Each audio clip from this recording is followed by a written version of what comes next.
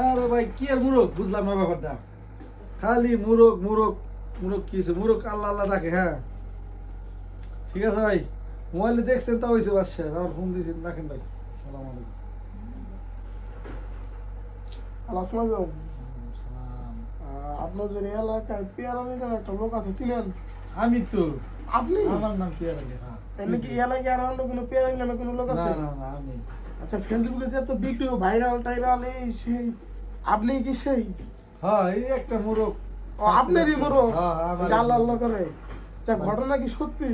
হ্যাঁ আমার এই বাড়িতে আছে, আমি আমার রাতেই মনে করেন যে ধরলে আল্লাহ আল্লাহ রাখে। তো এটা কি আসলেও সত্যি?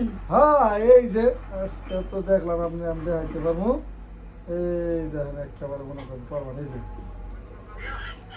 দেখছেন,